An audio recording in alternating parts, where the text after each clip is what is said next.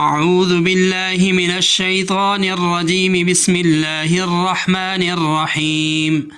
ثم قست قلوبكم من بعد ذلك فهي كالحجارة أو أشد قسوة وإن من الحجارة لما يتفجر منه الأنهار وإن منها لما يشقق فيخرج منه الماء وإن منها لما يهبط من خشية الله وما الله بغافل عما تعملون ثم پھر قصد سخت ہو گئے قلوبکم تمہارے دل من بعد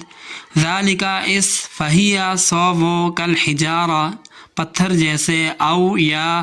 اشد اس سے زیادہ قسوۃ سخت وان اور بے شک من سے الحجارہ پتھر لما البتہ یتفجر پھوٹ نکلتی ہیں منہ اس سے انہار نہریں وَإِنَّ اور بے شک منہا اس سے بعض لما البتہ جو یشقق پھٹ جاتے ہیں فیخرج تو نکلتا ہے منہ اس سے الماء پانی وَإِنَّ اور بے شک منہا اس سے لما یہبط البتہ گرتا ہے من سے خشیتی ڈر اللہ وما اللہ اور ماللہ نہیں اللہ بغافل بے خبر عما سے جو تعملون تم کرتے ہو ثم قست قلوبکم من بعد ذلك فهي كالحجارة پھر اس کے بعد تمہارے دل سخت ہو گئے پس وہ پتھروں کی طرح ہیں او اشد قسوہ بلکہ ان سے بھی زیادہ سخت ہیں وَإِنَّ مِنَ الْحِجَارَةِ لَمَا يَتَفَجَّرُ مِنْهُ الْأَنْهَارُ بے شک بعض پتھروں میں سے البتہ وہ ہیں کہ جن سے نہریں جاری ہو جاتی ہیں وَإِنَّ مِنْهَا لَمَا يَشَّقَّقُ فَيَخْرُجُ مِنْهُ الْمَاءُ اور بے شک ان پتھروں میں سے بعض ایسے ہیں جو پھٹ جاتے ہیں ان سے پانی نکلتا ہے وَإِنَّ مِنْهَا لَمَا يَهْبِطُ مِنْ خَشْيَةِ اللَّهِ اور بے شک ان پتھروں میں سے بعض ایسے ہیں جو اللہ تعالیٰ کے خوف سے نیچے گر پڑتے ہیں وَمَا اللَّهُ بِغَافِلٍ عَمَّا تَعْمَلُونَ اور اللہ تعالیٰ ان کاموں سے غافل نہیں جو تم کرتے ہو۔ بنی اسرائیل کے اندر قتل ہوا اور قاتل کا پتہ نہیں چل رہا تھا، تو موسیٰ علیہ السلام کے ذریعے اللہ تعالیٰ کا یہ حکم نازل ہوا کہ بنی اسرائیل سے کہا جائے کہ وہ ایک گائے ذبح کریں اور اس کا گوشت اس مردے کے ساتھ لگائیں تو اس سے وہ زندہ ہو کر اپنے قاتل کا بتا دے گا۔ در حقیقت یہ قتل بھتیجوں نے اس لیے قتل کیا تھا کہ وہ اس کی وراثت میں اس کا مال حاصل کرنا چاہتے تھے، مگر اللہ تعالیٰ کو کچھ اور ہی منظور تھا۔ قاتل نہ صرف وراثت سے محروم ہو گئے بلکہ الٹا انہیں مقتول کی دیت ادا کرنا پڑی۔ ہماری شریعت کے اندر بھی یہی ضابطہ قانون ہے کہ قاتل وراثت سے محروم ہو جاتا ہے۔ نبی پاک صلی اللہ علیہ وسلم نے فرمایا القاتل لا یرث، قاتل وراثت کا حقدار نہیں ہوتا، اس نے جرم ہی ایسا بڑا کیا ہوتا ہے کہ وہ اپنے جائز حصے سے بھی محروم ہو جاتا ہے۔ اسی طرح مسلمان غیر مسلم کا اور غیر مسلم مسلمان کا وارث نہیں ہو سکتا۔ نبی پاک صلی اللہ علیہ وسلم نے فرمایا لا یرث المسلم الکافر ولا الکافر المسلم، مثلا بیٹا مرزائی ہو قادیانی ہو جائے تو وہ مسلمان باپ کی وراثت سے محروم ہو جائے گا، اسی طرح اگر باپ مذہب تبدیل کر لے تو وہ بیٹے کی وراثت سے حصہ نہیں پائے گا۔ اب اس آیت کے اندر اللہ تعالیٰ نے بنی اسرائیل کی ان تمام تر خرابیوں کا نتیجہ بیان فرمایا۔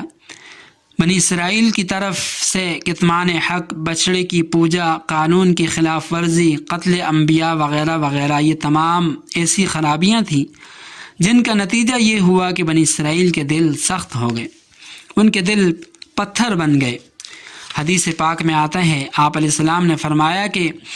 اللہ تعالیٰ کے ذکر کے علاوہ زیادہ کلام نہ کرو، کیونکہ فضول باتیں کرنے کی وجہ سے انسان میں قساوت قلبی پیدا ہو جاتی ہے، انسان کا دل سخت ہو جاتا ہے۔ اللہ تعالیٰ سے بعید ترین وہ شخص ہے جس کا دل سخت ہو جائے۔ اللہ تعالیٰ سے دوری یہ فاصلے کے اعتبار سے نہیں، بلکہ اس کا مطلب یہ ہے کہ انسان اور اللہ تعالیٰ کی ذات و صفات کے درمیان پردے پڑ جائیں، انسان اللہ تعالیٰ کے ذکر سے غافل ہو جائے۔ اسی لیے فرمایا کہ ذکر الہی کے علاوہ کثرت کلام سے اجتناب کرو۔ مسند احمد کی ایک روایت ہے کہ ایک شخص نے عرض کیا، حضور اپنے دل میں سختی محسوس کرتا ہوں، اس کا علاج بتلائیے۔ تو آپ علیہ السلام نے فرمایا، تم یتیم کے سر پر ہاتھ رکھو، غریبوں مسکینوں کی پرورش کرو، انسانوں کے ساتھ ہمدردی سے پیش آؤ، اللہ تعالیٰ تمہاری قساوت قلبی دور فرما دیں گے۔ تو بنی اسرائیل اس دل کی جو سختی ہے اس کا شکار ہو چکے تھے، تو اس آیت کے اندر انہیں مخاطب کر کے فرمایا، ثم قست قلوبکم من بعد ذلک، پھر اس کے بعد تمہارے دل سخت ہو گئے، حالانکہ تم اللہ تعالیٰ کی قدرت کی نشانیاں، اس کی طرف سے معجزات دیکھ چکے تھے، تمہارے دل تو نرم ہونے چاہیے تھے، لیکن اس قوم کے اندر خرابیاں در خرابیاں پیدا ہو چکی تھیں،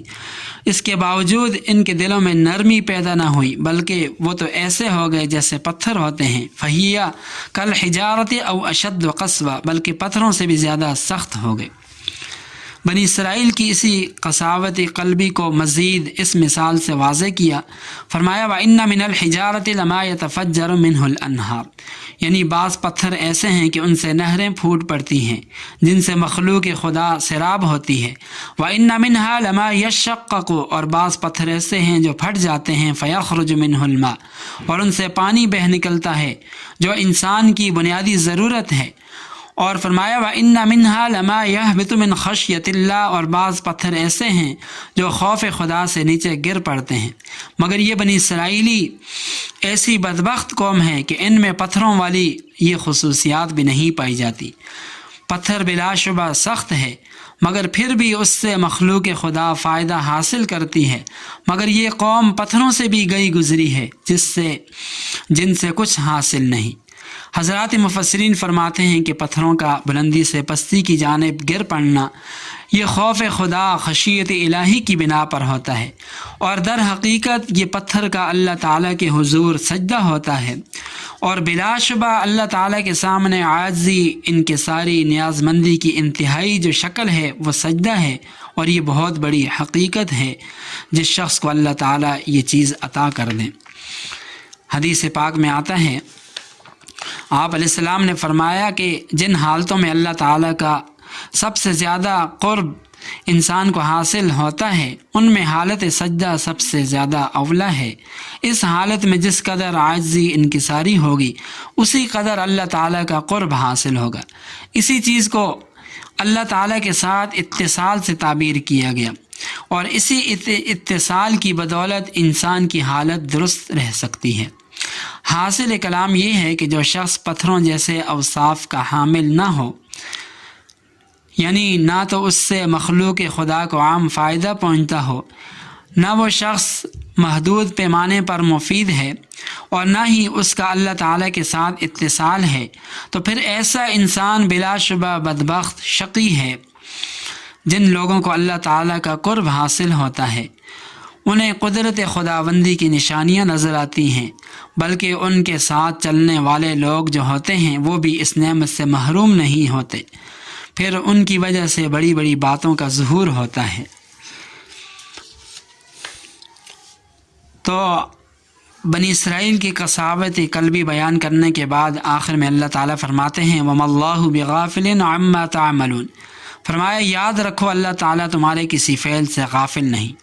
تمہارے تمام کرتوت اس کی نگاہ میں ہیں، تمہارے ہر قول فعل عمل وہ اللہ تعالیٰ کی نگاہ میں ہے۔ ایک وقت آنے والا ہے جب اللہ تعالیٰ جل شانہ تمہارے اعمال کا انجام تمہارے سامنے رکھ دے گا۔ یہ سارا بنی اسرائیل کو خطاب ہے کہ اب بھی سمجھ جاؤ اور رائے راست پر آ جاؤ تو اچھے انجام کو پہنچ جاؤ گے، ورنہ تم اللہ تعالیٰ کی پکڑ سے بچ نہیں سکتے۔ اگرچہ یہ خطاب تو بنی اسرائیل کو تھا، لیکن قرآن کریم کا جو مقصد ہے وہ قیامت تک کے لوگوں کے لیے ہے۔ تو براہ راست تو یہ خطاب بنی اسرائیل کو تھا کہ وہ راہ راست پر آ جائیں، اللہ کے نبی صلی اللہ علیہ وسلم کو اللہ کا آخری نبی اور اللہ کی نازل کردہ کتاب پر ایمان لے آئیں۔ لیکن یہ خطاب ہمیں بھی ہے کہ ہم اپنی اصلاح کر لیں، اللہ اور اس کے رسول کی اطاعت کو اختیار کر لیں، اللہ اور اس کے رسول کے احکامات پر عمل پیرا ہو جائیں۔ اگر اچھے انجام کو پانا ہے تو ان چیزوں کو اختیار کرنا ہوگا، ورنہ اللہ تعالیٰ کی پکڑ سے کوئی بچ نہیں سکے گا۔ وآخر دعوانا ان الحمد للہ رب العالمین۔